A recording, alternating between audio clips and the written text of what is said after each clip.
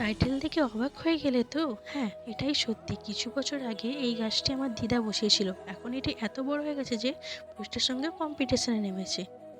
চলো তোমাদের একটি মজার বিষয় দেখানো যাক। দেখো, এই একটি গাছের মধ্যে কিভাবে আশ্চর্য রকমভাবে দু রকমের কুঁড়ি ফুটে রয়েছে। এটি হচ্ছে ঘিয়াতে লালিতে যে ফুলটি ফুটে রয়েছে সেই ফুলেরই গাছ। কিন্তু বেশ কিছুদিন হবে কিছু ডালেতে এই লাল রঙের ফুলটি ফুটতে দেখা যাচ্ছে। এতে কোনো রকমই কোনো গ্রাফটিং করা নেই, তার সত্ত্বেও অদ্ভুতভাবে এই লাল জবা ফুলটি ফুটছে। সেটাই তোমাদের দেখাবো বলে আজকে আমি এই ভিডিওটি করলাম। তোমাদের হয়তো মনে হতে পারে যে ভিডিওটি পুরোপুরিভাবেই নকল। দেখো এই ফুলটি কিভাবে গাছের সঙ্গেই জুড়ে আছে। আশ্চর্য এই ফুল গাছটি কিন্তু খুবই সুন্দর দেখতে লাগছে। তোমরা কমেন্ট করে বলো কিন্তু যদি তোমাদের বাড়িতে এরকম আশ্চর্য রকমের ফুল ফুটে থাকে। সবথেকে মজার বিষয় হচ্ছে গ্রাফটিং ছাড়া দু রকমের ফুল পেতে কারই না ভালো লাগে। ভিডিওটি কেমন লাগলো তোমরা অবশ্যই বলো।